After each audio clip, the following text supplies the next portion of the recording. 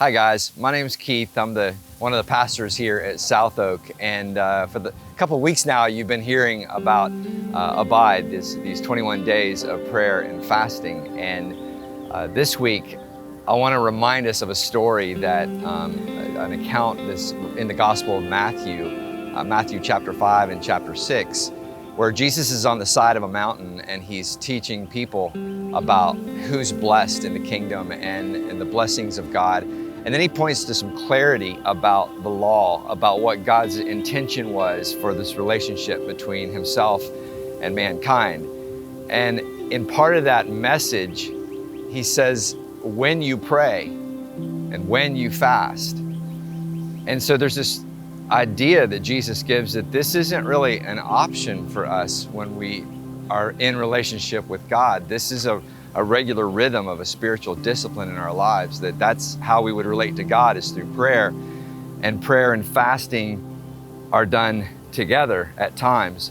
Fasting by itself could be something that maybe help your health benefits. There's a lot of stuff around that now, but fasting by itself really didn't have a whole lot of spiritual benefits to us.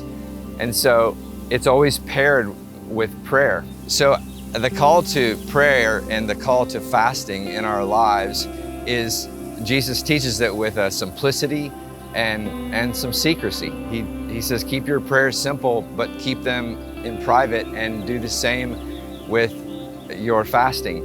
Not necessarily that we're not gonna pray and fast together. We are going to pray and fast together, but we're also doing it for the motive of gaining in our relationship a stronger tie-in with our God, and to get to know Him better, for Him to point things out to us. And so when we come, spoiler alert, we're coming together for 21 days from March 31st to April 20th to pray and fast together. And I want to encourage you, whatever your fasting is going to be, whether it's food related, whatever that you're going to abstain from, that's not really the important part. The important part is that it's coupled with prayer, and that you use that time to really develop your relationship with God. Maybe it's repentance, maybe it's turning back to Him in some ways that you need to turn back to Him. Maybe it's praying for other people, it's praying for lost folks within your family, your coworkers, friends. Maybe it's to break strongholds in your life, things that have had a hold on you for years, and to ask God to move in those things. And fasting is a way to help you remember that ultimately we need Him more than we need anything. And so I hope you join us, break strongholds, pray, and abide in Jesus.